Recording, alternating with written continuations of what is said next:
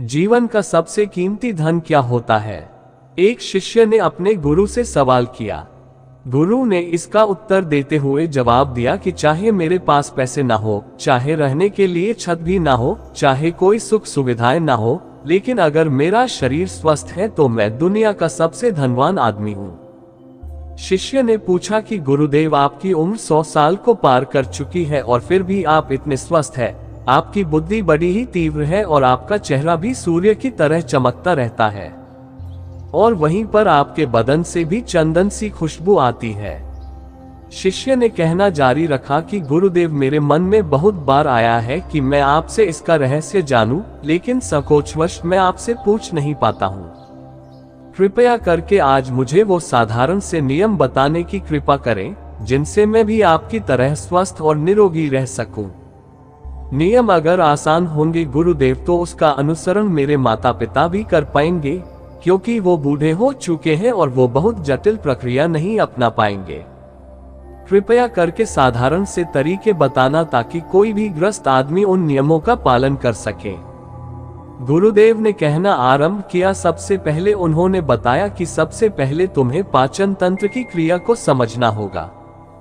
जो भी आयुर्वेद का विद्वान होता है वो ये जानता है कि अगर आपका पाचन तंत्र लगातार भोजन पचाने में लगा हुआ है तो स्वाभाविक है कि ऊर्जा की एक खास मात्रा आपके भोजन को बचा रही है। इसी कारण ज्यादा भोजन करने के बावजूद आपका दिमाग और आपका शरीर अपने बेहतरीन स्तर पर काम नहीं कर पाता। तुमने देखा होगा कि भोजन करने के बाद जब पाचन प्रक्रिया शुरू होती है तो हर जानवर नीचे बैठ जाता है। वो बस बैठ जाते हैं क्योंकि दूसरी चीजों के लिए पर्याप्त ऊर्जा नहीं बचती है। चाहे वो मांसाहारी हो या शाकाहारी हो, हर जानवर खाने के बाद नीचे बैठ जाता है, और ये इंसानों के लिए भी एक प्राकृतिक जरूरत है। खाने के बाद वो बैठ जाना चाहते हैं क्योंकि दूसरी चीजों के लिए पर्याप्त ऊर्जा नहीं होती। अगर आप अपनी पूरी क्षमता का इस्तेमाल करना चाहते हैं तो आप अपने शरीर को ऐसा बनाकर रखिए कि आप जो भी खाएं, कुछ भी खाएं, तो 1.5 से 2 घंटे के अंदर आपका पेट खाली हो जाना चाहिए। पेट खाली होने का मतलब है पेट की थैली खाली होना, यानी कि जब भोजन आंत के दूसरे भागों में चला जाता है तब पेट खाली हो जाता है, क्योंकि आंत में प्रक्रिया बिल्कुल अलग होती है। वो पाचन नहीं होता है, वो ऊर्जा को ग्रहण करती है। आंतों द्वारा इस ऊर्जा को ग्रहण करने के लिए ज्यादा ऊर्जा नहीं लगती है, ऊर्जा लगती है पाचन क्रिया में। जब खाना पेट की थैली में मौजूद हो तो बेहतर है कि आप अपनी गतिविधि को कम कर लें। अब अगर सोचिए, सारा दिन आपके पेट में खाना मौजूद रहेगा तो आप अपने जीवन की पूरी क्षमता कम कर लेंगे। आप खुद देखिए कि जब आपके पेट में खाना मौजूद होता है तब शरीर कैसा महसूस करता है, और जब पेट खाली होता है तब शरीर कैसा महसूस करता है। आप खुद पाएंगे कि आपका शरीर और आपका दिमाग तब बेहतरीन रूप से काम करता है जब आपका पेट खाली होता है। इसका एक पहलू और है। देखिए, हम सब जानते हैं कि हमारा शरीर हर समय नई कोशिकाएं बनाता रहता है और पुरानी कोशिकाएं खत्म करता रहता है, जिससे हमारे शरीर का शुद्धिकरण होता रहता है। लेकिन जब भोजन हमारे पेट में होता है, यानी कि हमारा पेट जब खाली नहीं होता, तो ये शुद्धिकरण 80% कम हो जाता है। वो सारी गंदगी जो शरीर से अपने आप बाहर निकलती थी, अब वो निकलनी बंद हो जाएगी, जो कुछ समय बाद आपके लिए तरह तरह की समस्याएं पैदा करेगी। देखिए, योग में पेट का हमेशा साफ रहना बहुत ही महत्वपूर्ण होता है। किसी भी पारंपरिक प्रणाली में अगर आप देखेंगे तो आप पाएंगे कि जब भी आप किसी आयुर्वेदिक डॉक्टर या किसी वैद्य के पास जाते हैं तो सबसे पहले वो आपके पेट की सफाई करते हैं, क्योंकि वो जानते हैं कि आपकी ज्यादातर समस्या पेट साफ ना होने की वजह से ही है। सिर्फ एक दिन के लिए अपने पेट को पूरी तरह से साफ करने के बाद महसूस करें कि आपको कैसा महसूस होता है। आप अपने अंदर बहुत हल्का और सुंदर महसूस करेंगे। हर दिन आपको इसी तरह महसूस होना चाहिए। आमतौर पर पारंपरिक रूप से घी को पहले निवाले के रूप में खाया जाता है। घी एक चिकनाई वाला पदार्थ है जो पूरी आहार नली को चिकनाई देता है। आपको सबसे पहले इसे ही खाना चाहिए ताकि यह भोजन के प्रवाह को आसान बना दे।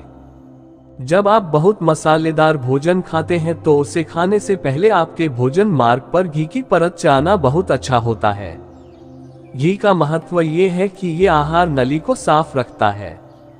तो जो व्यक्ति घी का उचित तरीके से सेवन करता है उसका पेट हमेशा साफ रहेगा, क्योंकि वहां कुछ नहीं चिपकता, वहां कुछ भी लंबे समय तक ठहर ही नहीं सकता।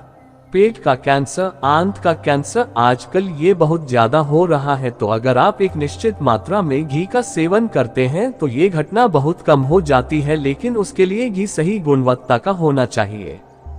सही तरीके से गाय या भैंस के दूध से बनाया जाए। अगर घी को उचित तरीके से गाय या भैंस के दूध से बनाया जाए तो इसके कई महत्वपूर्ण फायदे होते हैं। शिष्य ने सवाल पूछा कि गुरुदेव, पाचन क्रिया तुम्हें कुछ समझ गया हूँ, लेकिन आप ये बताएं कि आपकी तरह सूर्य जैसा तेज पाने के लिए, चमकता हुआ चेहरा प्राप्त करने के लिए क्या प्रक्रिया अपनानी चाहिए। गुरु ने इसका उत्तर देते हुए कहना शुरू किया कि देखिए, आज के समय में बहुत सारे लोग सुबह उठते ही खाली पेट चाय पीते हैं।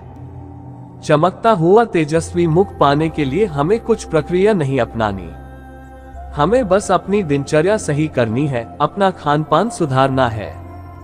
सुबह खाली पेट चाय पीना जहर के समान होता है, वो धीरे धीरे आपके अंदर आपकी आंतों को कमजोर कर देता है।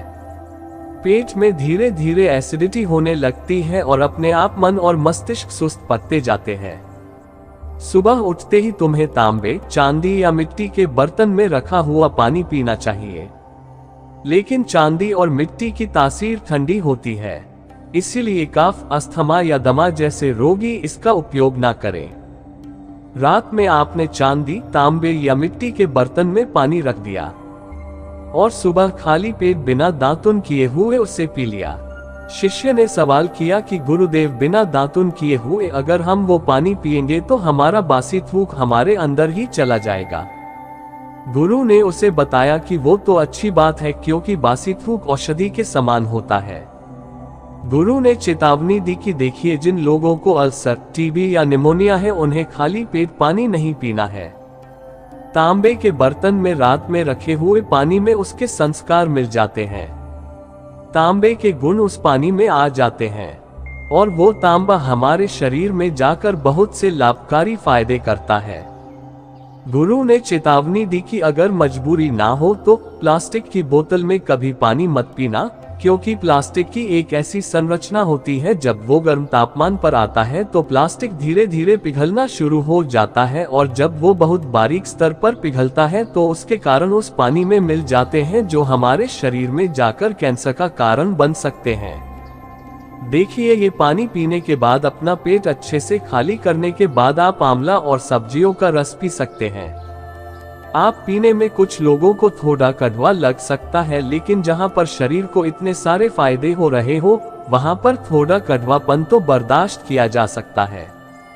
गुरु ने बताया कि ये भी सच्चाई है कि हर दिन एक जैसा खाना नहीं खाया जा सकता। तो जिस दिन तुम आंवला और सब्जियों का जूस ना पी सको उस दिन आपको दही खाना चाहिए। दही बहुत ही बेहतरीन आयुर्वेदिक औषधि के रूप में इस्तेमाल हो सकता है। अगर उसको सही से इस्तेमाल किया जाए तो हमारे शरीर में बहुत सारी बीमारियों को वो जड़ से खत्म कर सकता है। दही की एक पर्याप्त मात्रा लेकर उसमें गुड़, शक्कर या मिश्री का मिश्रण जरूर कर लें, ताकि आपको वो दही खट्टा ना लगे।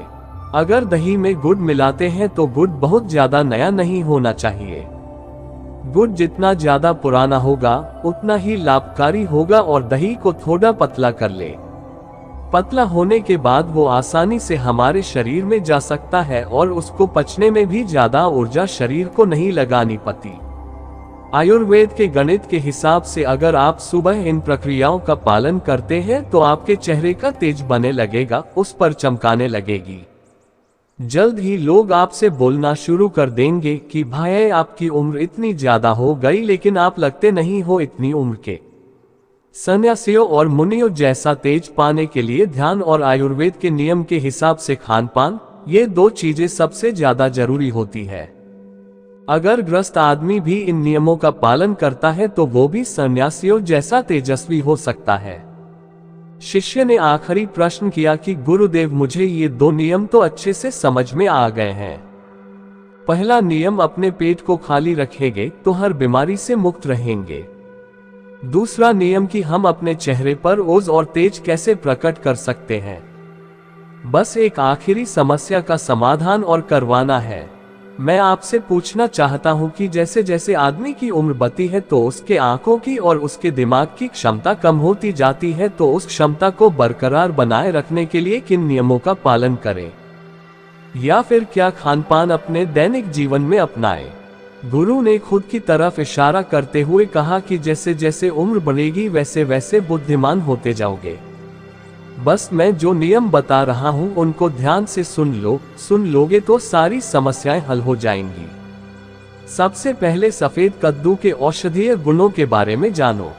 आयुर्वेद के गणित के हिसाब से सफेद कद्दू का जूस कैंसर को मिटाता है और साथ ही दिमाग की तीक्ष्णता को बढ़ाता है। तीक्ष्णता यानी कि तेज बारीक बुद्धि। लेकिन ये समझ लेना कि सफेद कद्दू का जूस ठंडा होता है, इसीलिए अस्थमा और जिनको सर्दी जल्दी पकड़ लेती हो, ऐसे लोगों को सफेद कद्दू के जूस का सेवन नहीं करना है। दिमाग और आंखों को तेज करने के लिए जो अगला नुस्खा मैं बता रहा हूँ वह हर कोई कर सकता है, बल्कि हर किसी को करना चाहिए। 5 देसी बादाम की गिरी, जो छोटी वाली होती है क्योंकि वही देसी होती है। बड़ी वाली में इतने गुण नहीं होते हैं, इतना छोटी वाली गिरी में होते हैं 5 छोटी बादाम गिरी और 1 अखरोट रात को पानी में भिगो दो। सुबह उनके छिलके उतारो और उन्हें किसी पत्थर के खरल में, याद रखना पत्थर का खरल, किसी ऐसे वैसे बर्तन में नहीं, क्योंकि इससे उसकी गुणवत्ता खत्म हो जाती है। उस पत्थर में ये डालने के बाद उसे मथना शुरू करो। धीरे धीरे जब आप उसे पिसेंगे तो वो बारीक होने लगेगा और उसके बाद उसमें दूध डालना शुरू करो। ऊपर से दूध गाय का होना चाहिए, वो सबसे ज्यादा बेहतरीन रहेगा दिमाग के लिए।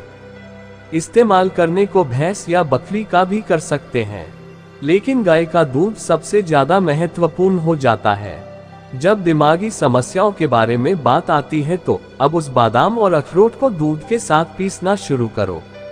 धीरे धीरे जितना आप पीसेंगे उतनी उसकी गुणवत्ता बढ़ती जाएगी। अब कुछ लोगों को लग रहा होगा कि दूध के साथ हम बादाम यूं ही खा ले तो, या फिर पत्थर के खरल में पीसने की बजाय उससे मिक्सी में पीस लें। तो मैं बताता चलूं कि पत्थर के खरल में उसे पीसने के बाद उसकी गुणवत्ता 100 गुना ज्यादा बढ़ जाती है। अच्छे से गाय के दूध में पीसने के बाद जब आप इसका सेवन करेंगे तो आपकी आंखें और आपका दिमाग, इनके लिए ये बहुत ही लाभकारी रहेगा।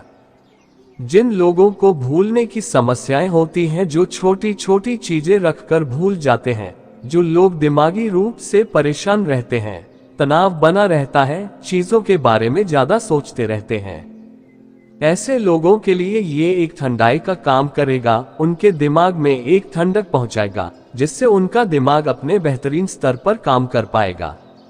शिष्य ने ये नियम अच्छे से कंठस्थ कर लिए और उसके बाद घर जाने के लिए अपने गुरु से आज्ञा मांगी। शिष्य अपने गुरु से आशीर्वाद लेकर अपने घर की तरफ प्रस्थान कर गया। तो दोस्तों, कैसी लगी आज की कहानी? अपनी राय हमें कमेंट में जरूर बताएं। अगर अच्छी लगी हो तो इस पोस्ट को और लोगों के साथ शेयर करें।